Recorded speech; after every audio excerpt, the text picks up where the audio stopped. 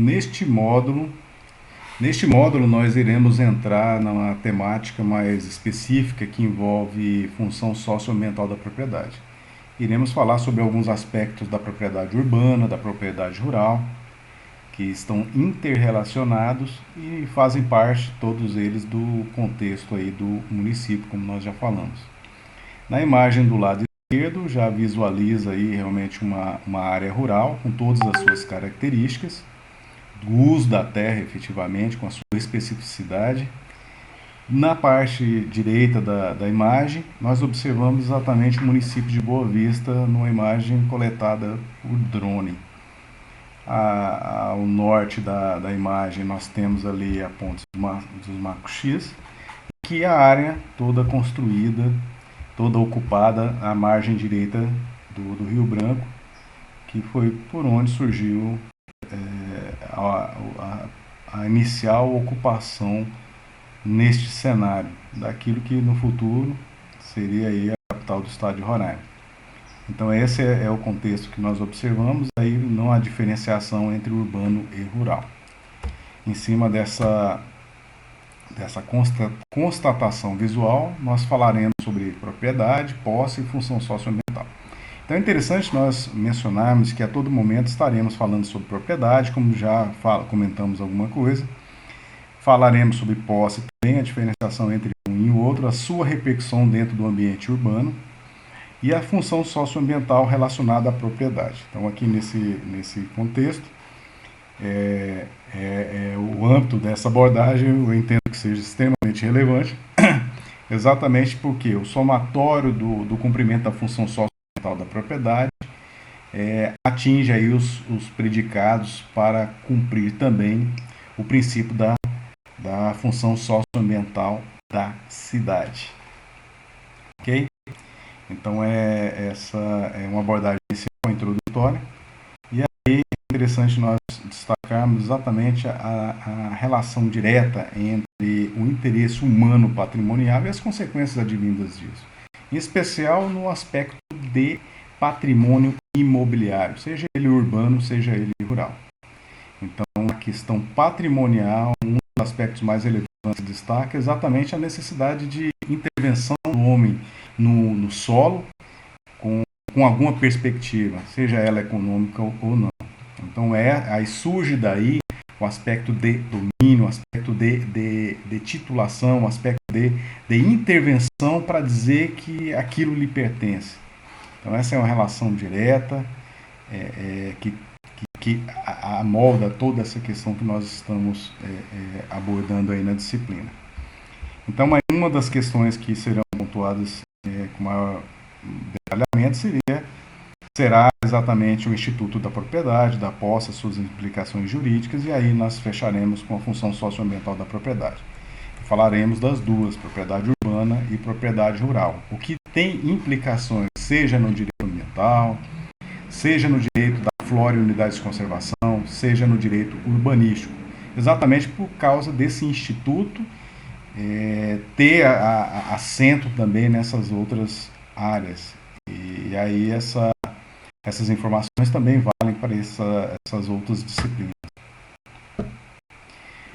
Pontuado isso, nós observamos que propriedade, de acordo com os artigos 1228, 1230 e 1231 do Código Civil Brasileiro, vigente,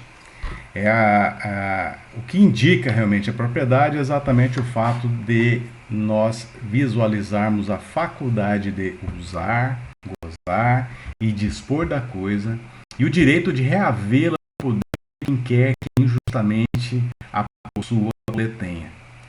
Essa é uma definição legal de propriedade que envolve tanto propriedade mobiliária, que move, propriedade móvel, como propriedade imobiliária, que é o caso que nós estamos abordando, que no caso, nessa particularidade da propriedade imobiliária, nós estamos falando de terra, nós estamos falando de ocupação de solo. Então essa é uma das questões que devem ser destacadas nesse momento, até porque existem outras situações que podem ser consideradas como propriedade imobiliária, que vai além da terra. que não é interesse de nós comentarmos nesse momento. Pois bem, a propriedade do solo não abrange jazidas e demais, exceto a construção civil. Além do que, potenciais de energia hidráulica, monumentos arqueológicos e outros definidos por leis especiais. Então, nós observamos que, a partir do momento que a legislação pontua o que é propriedade imobiliária, que é aquilo que tem a ver com terra, aquilo que tem a ver necessariamente com solo, não quer dizer necessariamente que abrange também o subsolo. Então, nós observamos que os recursos minerários pertencem à União, é a União que é a gestora deles. Então, existe uma forma de exploração minerária do subsolo aprovada pela União com a participação de quem é dono do solo, do proprietário do solo. Então, a propriedade em si, ela é uma garantia a mais, é algo que tem um reforço normativo maior, que impõe algumas condições e algumas regras e algumas exceções também. Então, existem algumas peculiaridades que não podem ser incorporadas aí no contexto do Instituto da Propriedade. Presume-se a propriedade plena e exclusiva, até prova em contrário, exatamente pelo fato de ter direito real oponível erga omnes. Então, isso significa exatamente que a propriedade ela é absoluta até prova em contrário. Então, deve ser entendido exatamente isso. Ele é oponível contra quem quer que seja. A partir do momento que eu sou considerado como proprietário, sob o ponto de vista legal, eu posso me opor a quem quer que seja. Então, existem as ressalvas, mas exatamente essa prova em contrário quem de direito tem que fazer exatamente para se contrapor ao direito de propriedade. Então, ser direito real dá uma garantia a mais para quem é proprietário. Os frutos e mais produtos da coisa imóvel pertencem ao seu proprietário, salvo disposição em contrário. Então, existem algumas peculiaridades a respeito disso. Exceções, né, estão aí no Código Civil Brasileiro. Desapropriação. Então, o proprietário ele pode ser desconstituído dessa situação por desapropriação, sendo que a desapropriação pode ser por utilidade pública ou interesse social. Como também, isso aí são situações que não envolvem aí a temática da disciplina, penso eu que está na disciplina lá de direito administrativo, e nós queremos adentrar. Existem algumas situações que permitem o poder público, por exemplo, desapropriar uma área dentro do ambiente urbano, seja ele urbano, seja rural, por condições que não cumprem as suas finalidades, ou existe uma justificativa que alicerce o deferimento dessa desapropriação. Mas pode ocorrer também a desapropriação, pode ocorrer também a desconstituir a propriedade por meio da requisição. Então, essa desconstituição, no caso da requisição, ela pode ser provisória, em caso de perigo iminente. Então, se existe um perigo público iminente, por exemplo, inundação ou enchente, que exige uma intervenção numa propriedade privada, que nessa intervenção o poder público ele tem que atuar ali, adotar algumas medidas que sejam importantes no interesse público, isso pode ser feito perfeitamente e não desconstitui o direito de propriedade na íntegra, e sim provisoriamente. Em extensa área, na posse ininterrupta de boa-fé, por mais de 5 anos, de considerado número de pessoas, e houverem realizado obras e serviços considerados pelo juiz de interesse social e econômico relevante, com indenização. Então, nós observamos exatamente que essa situação é uma situação de interesse social e econômico que pode justificar aí a retirada do direito de propriedade.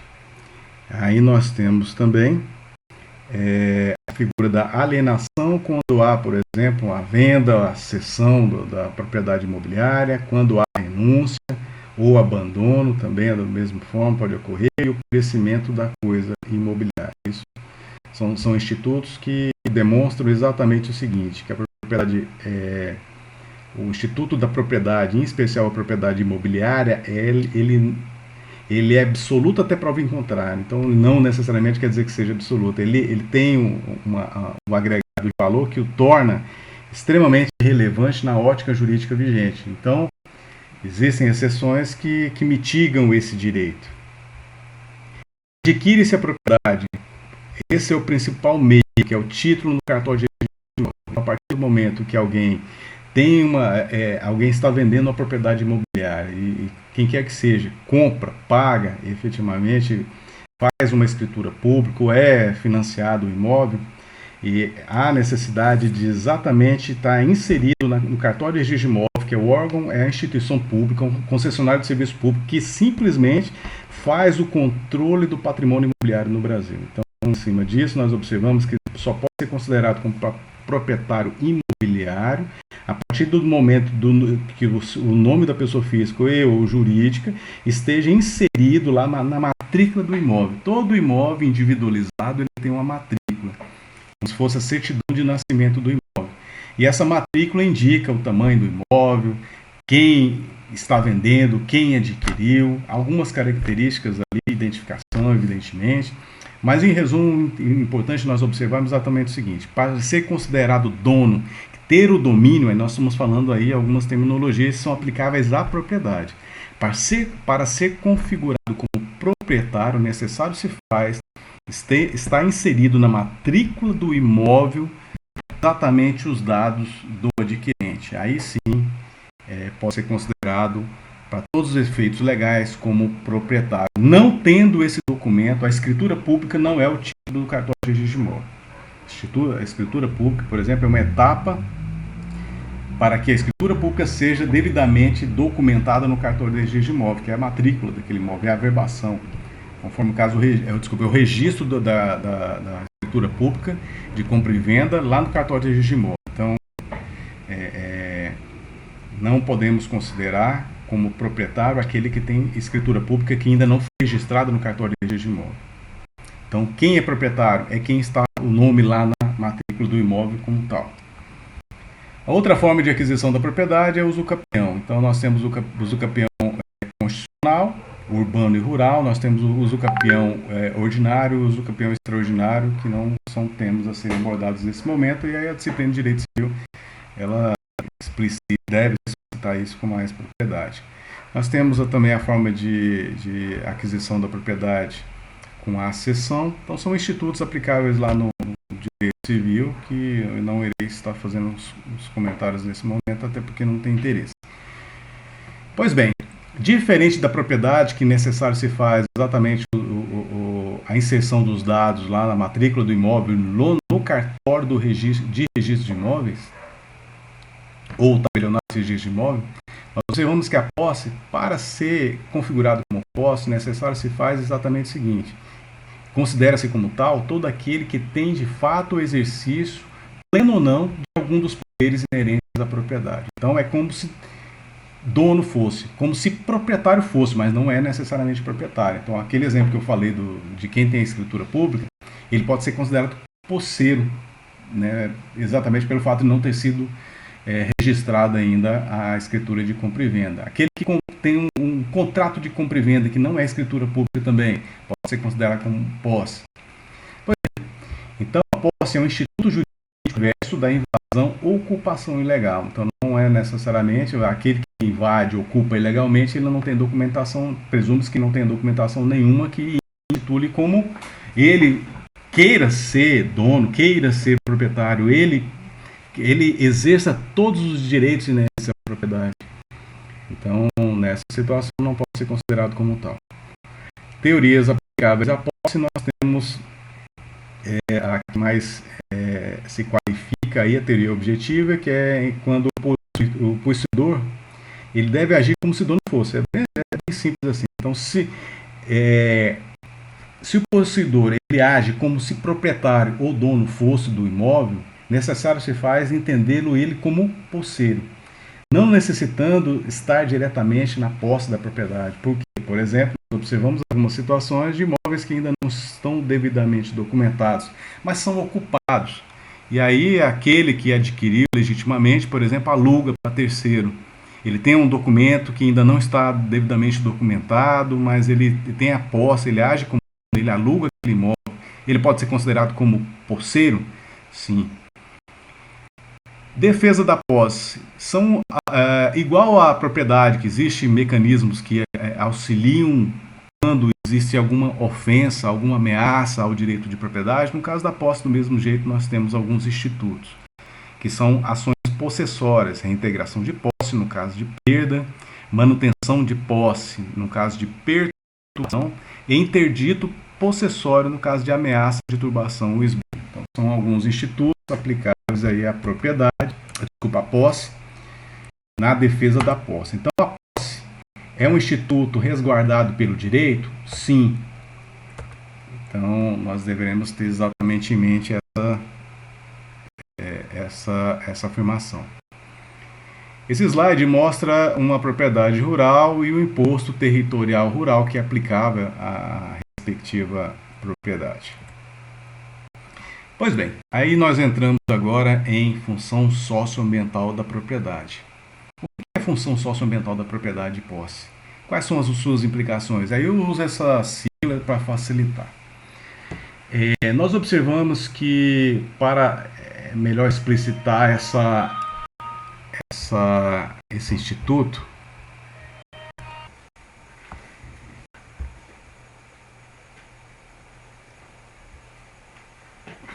a câmera está desligada?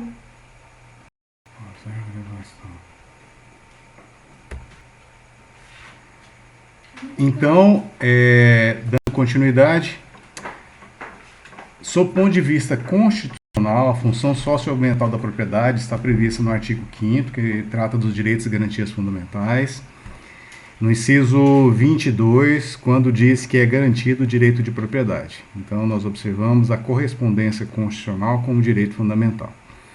E, ao mesmo tempo, no 23, estabelece que a propriedade atenderá à sua função social, então nós não podemos deixar de lado uma incumbência, uma responsabilidade, uma repercussão jurídico-constitucional da propriedade. Essa situação pode se aplicar à posse?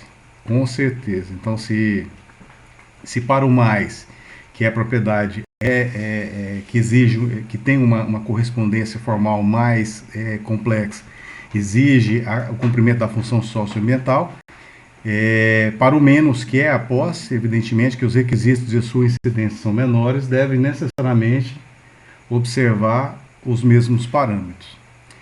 Então, outra correspondência em relação à função socioambiental da propriedade está no artigo 170, quando estabelece os princípios da ordem econômica e financeira, dentre os quais está lá a propriedade privada. É aplicável à posse? É aplicável à posse também. Então, a função socioambiental da propriedade, além de ser direito e garantia fundamental, é também o princípio da ordem econômica e financeira, que dentro dele está também a defesa do meio ambiente. Aí está uma imagem de Boa Vista que mostra o ambiente urbano necessariamente a partir do centro até a região onde começou o município, que é nessas imediações onde está o cursor. Então aí, essa imagem é de Jorge Macedo e mostra uma imagem muito clara aí, mostrando a parte ordenada do município, e nós iremos falar posteriormente sobre isso também. Então, busca aqui nessa perspectiva demonstrar a necessidade de atendimento à função socioambiental da propriedade. Todos os imóveis aqui circundantes devem necessariamente atender a esses princípios, que além de garantia fundamental, é um princípio da ordem econômica e financeira. Dentro do âmbito do Código Civil Brasileiro, nós observamos que a função socioambiental da propriedade também é uma realidade. Então, tudo quando se fala em propriedade, também se aplica à posse. O direito de propriedade deve ser exercido em consonância com as realidades econômicas e sociais, de modo que sejam preservadas a flora, a fauna, as belezas naturais, o equilíbrio ecológico e o patrimônio histórico e artístico, bem como evitar a poluição do ar e das águas. Então, nós podemos observar que, dentro dessa perspectiva, atende à função socioambiental da propriedade, aquele que cumpre todos esses parâmetros do Código Civil brasileiro. Então ele vai muito além da questão social aí, a norma civil. E a vedação que o mesmo Código Civil estabelece é exatamente para a prática de atos sem comodidade ou utilidade e sejam animados pela intenção de prejudicar outro. Então nós observamos exatamente um dos pressupostos que enseja a reparação civil exatamente causar algo, direto ou indiretamente, por ação ou por omissão, que de algum modo prejudiquem outrem, cause lesão a algum patrimônio, dano, cause, naquilo que o Código Civil brasileiro estabelece, um ato ilícito. Então exige em contrapartida o direito de reparação. Então, dentro dessa perspectiva, nós podemos entender a função socioambiental da propriedade, sob o ponto de vista ativo, que deve cumprir essa primeira parte do slide, a segunda parte é sob o ponto de vista negativo, que deve ser evitado.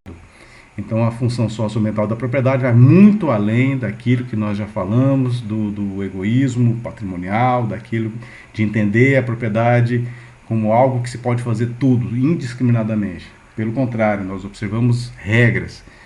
Essa é mais uma delas. IPTU é o tipo de imposto aplicável dentro do ambiente urbano, exatamente como um dos pressupostos, um dos mecanismos que propicia exatamente a garantia do direito à cidade, em especial do direito à cidade sustentável, o cumprimento de requisitos por parte daqueles que fazem jus a essa premissa e são beneficiados de algum modo por prestação de serviços públicos. Pois bem, o artigo 182 da Constituição estabelece, esse slide ele deveria ter antecedido aí o Código Civil, mas tudo bem. Esse artigo 182 ele é da Constituição da República Federativa do Brasil, estabelece que a propriedade urbana ela cumpre a sua função socioambiental a partir do momento que atende às regras do plano diretor. Então, lembrando e repetindo aquilo que nós já falamos sobre alguns municípios podem não ter plano diretor, mas não tendo plano diretor tem que ter norma que regula o ordenamento do espaço urbano, dentre as quais a lei do parcelamento do solo urbano, a lei de uso e ocupação do solo, lei de edificações, etc., código de posturas. Então, a partir do momento que cumpre todas essas premissas, parte do pressuposto que, salvo prova em contrário, estaria cumprindo a função socioambiental da propriedade urbana. Então, por isso que tem essa sigla, função socioambiental da propriedade urbana. E aí o artigo 186 da Constituição estabelece a função socioambiental da propriedade rural, que deve atender necessariamente requisitos cumulativos, sob pena de desapropriação ou perdimento, aí, né, em alguns casos. Então, nós observamos que uma das situações que se aplica à propriedade rural, distinta da propriedade urbana, é exatamente o aproveitamento racional e adequado dela. A utilização adequada dos recursos naturais disponíveis e preservação do meio ambiente. Observância das relações de trabalho, exploração que favoreça o bem-estar dos proprietários e dos trabalhadores. E utilização dos recursos naturais no interesse público. Então, nós observamos que a cumulatividade desses requisitos propicia o cumprimento da função socioambiental da propriedade. E aí eu repito, aplica-se a posse também em situações dessa natureza, tanto no ambiente urbano quanto no ambiente rural? Sim. A partir do momento que cumpre todos esses indicativos, nós observamos que atende a essa função socioambiental. E as consequências exatamente envolvem o quê? A possibilidade de se perder aquele patrimônio ou se perder a posse, conforme a situação. Nós observamos que o princípio da função socioambiental da propriedade também ela tem um respaldo normativo, ela tem uma previsão formal na lei que define a política agrícola nacional, que é a Lei 8.171, do ano de 1991. Exatamente quando estabelece os zonamentos agroecológicos, como se fosse o plano diretor dentro do ambiente rural, a base geográfica de análise de cumprimento, como as bacias hidrográficas, hidrográficas ao exigir o planejamento, conservação e recuperação, a fiscalização e uso racional dos recursos naturais, a perspectiva de isenção da tributação ITR no caso de área de preservação permanente e reserva legal. Então, todos esses conjuntos de fatores ligados à política agrícola se aplicam aí à função socioambiental da propriedade. Existem algumas peculiaridades importantes de serem mencionadas nesse momento, que é a possibilidade do poder público conceder benefícios ou incentivos especiais ao proprietário / poceiro rural que preservar e conservar a cobertura florestal nativa, recuperar com espécies nativas ou ecologicamente adaptadas áreas já devastadas de sua propriedade ou posse, sofrer limitação e ou restrição no uso de recursos naturais existentes para a proteção dos ecossistemas, mediante ato federal ou estadual. Então, nós observamos que existem algumas peculiaridades que podem facilitar a vida do produtor rural, do proprietário rural, poceiro rural, conforme a situação, com situações que, a partir do momento que comprove o cumprimento desses requisitos, existe a possibilidade, não quer dizer que é fato, de ter benefícios. Então, a função socioambiental da propriedade e a função social da cidade são situações distintas, nós observamos exatamente isso e pontuamos que o conjunto de cumprimento da função socioambiental da propriedade leva ao atendimento ao princípio da função socioambiental da cidade, que é algo maior, evidentemente. E o Estatuto da Cidade, nós iremos ter um bloco falando só sobre ele, estabelece que a propriedade urbana precisa cumprir sua função social. E aí nós falamos também da cidade. Pois bem, os incentivos que estão lá na política agrícola, na lei de política agrícola, são prioridade financeira oficial, concessão de crédito rural e ou cobertura e seguro agrícola, prioridade na concessão de benefícios de infraestrutura rural, como energização, irrigação, armazenagem, telefonia e habitação, a preferência na prestação de serviços oficiais de assistência técnica e fomento, o fornecimento de mudas de espécies nativas e ou ecologicamente adaptadas, que foram ou são produzidas ou podem ser produzidas com a finalidade de recompor a cobertura florestal, como, por exemplo, aquelas que podem ser produzidas pela Embrapa. O apoio técnico-educativo no desenvolvimento de projetos de preservação, conservação e recuperação ambiental. Então, todos esses incentivos eles podem ser, inclusive, cumulativos, dependendo da peculiaridade. O poder público pode entender que é o caso realmente de beneficiar, vamos dizer, em contrapartida ao cumprimento efetivo, até a mais do que a própria legislação estabelece, da função socioambiental da propriedade rural, pode estabelecer também mecanismos benéficos, mecanismos de facilitação de crédito, facilitação de recuperação de área degradada em benefício da própria propriedade, a posse rural. Esses são alguns exemplos que nós já comentamos. Nós temos também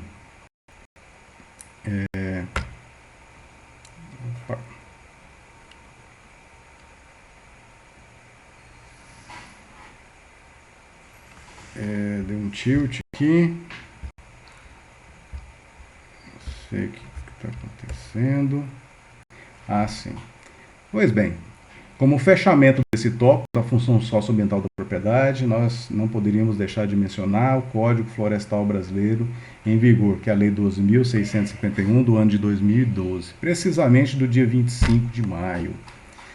Esse Código Florestal, como nós pontuamos em algum momento da disciplina, ele tem aplicabilidade em especial no ambiente rural, mas também existe uma correspondência em alguns momentos falando do ambiente urbano, como, por exemplo, no que diz respeito à área de preservação permanente, à regularização ambiental de áreas consolidadas.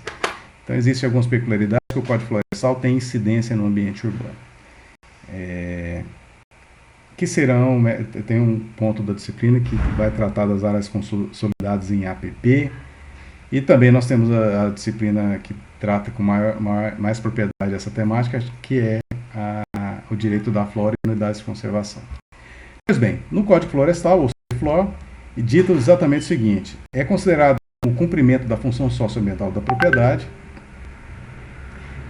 a partir do momento que o proprietário, conforme o caso possível, cumpre os direitos de propriedade com as limitações que a legislação em geral, especialmente essa lei estabelece. Ou seja, a partir do momento que existem algumas restrições ou limitações que a própria legislação estabelece, ou vedações que a própria legislação estabelece, em especial o Código Florestal, se cumpre, observa e respeita esses parâmetros, como, por exemplo, a limitação da área de preservação permanente, a metragem, a não alteração, supressão ou intervenção nesses locais, a proteção da vegetação nessas localidades, às margens dos cursos d'água, nas nascentes, topo de morro, restinga, mangue, vereda, etc., são situações que indicam o cumprimento da função socioambiental da propriedade.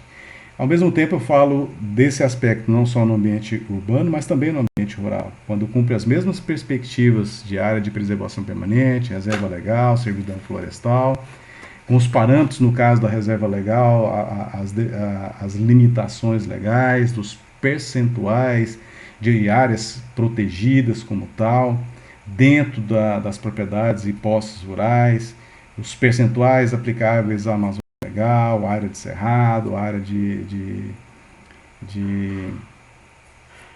campos, que existe o diferencial, então é melhor explicitado os parâmetros de 80%, conforme o caso, 20%, na disciplina de Direito da Flora e Unidades de Conservação. Então, no conjunto, nós deveremos ter em mente exatamente o seguinte: a função socioambiental da propriedade ela deve ser entendida como cumprida a partir do momento que observa-se a Constituição, observa-se o Código Civil Brasileiro, observa-se a Lei de Política Agrícola, no caso da propriedade posse rural, observa o Código Florestal Brasileiro. Então, o conjunto normativo já traz os indicativos de como, quando é cumprida a função socioambiental da propriedade. E uma discussão mais particularizada dessa temática é importante exatamente para enfatizar o papel que tem a posse e a propriedade urbana dentro do contexto dos direitos à cidade sustentável. Então é importante nós observarmos que a propriedade ela tem limitações, ela tem regras, e a posse, da mesma forma, que devem ser atendidas, observadas, cumpridas por quem se diz proprietário, quem se diz posseiro dessas áreas.